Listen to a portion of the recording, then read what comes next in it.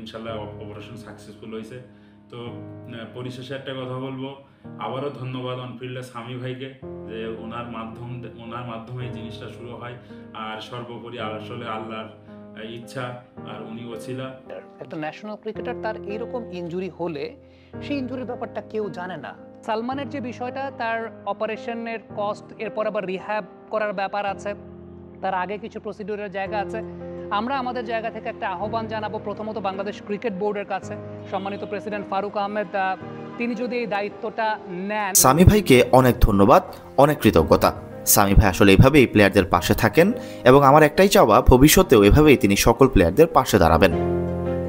মুম্বাইতে সফল অস্ত্রোপচার শেষে এভাবেই অনফিল্ডের সিইও, জনপ্রিয় ক্রিকেট বিশ্লেষক ও আন্তর্জাতিক ধারাভাষ্যকার সৈয়দ আবিদ হোসেন সামির প্রতি কৃতজ্ঞতা প্রকাশ করেছেন সাতক্ষীরার প্রথম শ্রেণীর ক্রিকেটার মোহাম্মদ সালমান। মানুষ মানুষের জন্যে, জীবন জীবনের জন্যে একটু সহানুভূতি কি মানুষ পেতে পারে না? ভূপেন হাজারিকার সেই বিখ্যাত গানের লাইনের সুরেই যেন সাতক্ষীরার প্রথম শ্রেণীর ক্রিকেটার মোহাম্মদ সালমানের পাশে দাঁড়িয়েছিলেন জনপ্রিয় ক্রিকেট বিশ্লেষক, আন্তর্জাতিক ধারাভাষ্যকার এবং অনফিল্ডের সিইও সৈয়দ আবিদ হোসেন সামি। পরবর্তীতে তার উদ্যোগেই সালমানের চিকিৎসার ব্যবস্থা করে খোদ বাংলাদেশ ক্রিকেট বোর্ড বিসিবি। ভারতের সফল অস্ত্রোপচার শেষে তাই সৈয়দ সামি ও বিসিবিকে ধন্যবাদ জানাতে ভুলেননি এই ক্রিকেটার। মাসখানেক আগে সামাজিক যোগাযোগ মাধ্যমে সাতক্ষীরার প্রথম শ্রেণীর ক্রিকেটার সালমানের চিকিৎসার জন্য সাহায্য চেয়ে পোস্ট অনেকের চোখ এড়িয়ে গেলেও তার সেই আকুতি হারিয়ে যেতে দেয়নি দেশের তৃণমূল পর্যায়ের ক্রিকেটের উন্নতির জন্য বরাবরই সোচ্চার থাকা সৈয়দ আবিদ হোসেন সামি। বাবা, এত এনার্জি কই পাও? এই পাওয়ার চুমুকে অ্যাকশন। পরবর্তীতে তিনি ব্যক্তিগত উদ্যোগেই কথা বলেছিলেন বিসিবির আগের সভাপতি ফারুক আহমেদের সাথে, যার ফলও পেয়েছিল সালমান।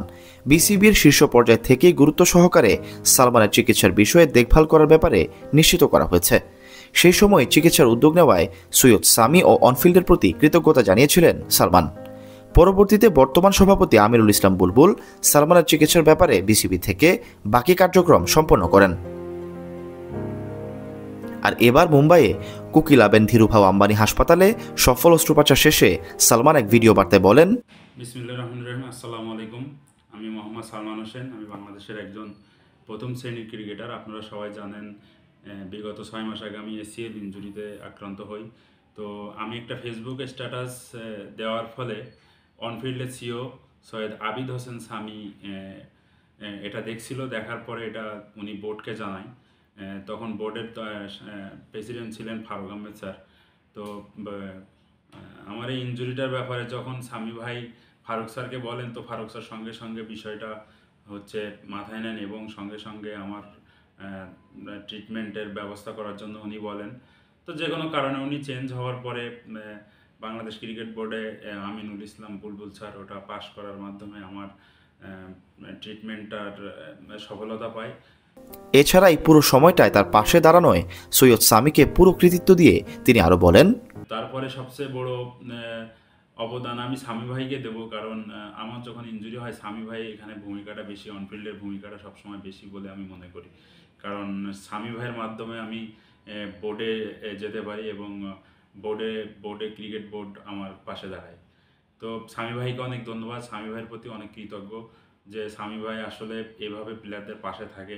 শুধু আমার নয়, সামনে যারা এইভাবে বিপদে পড়বে বা ইনজুরিতে পড়বে সামি ভাই তাদের পাশে থাকুক, সবসময় সামি ভাইয়ের কাছে এটা চাওয়া।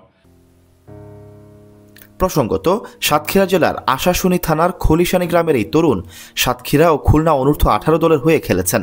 পরবর্তীতে প্রথম শ্রেণীর ক্রিকেটার হিসেবে খুলনা ডিভিশন এবং ঢাকা প্রিমিয়ার লিগ সহ জাতীয় লিগে সুনামের সঙ্গে প্রতিনিধিত্ব করেছেন।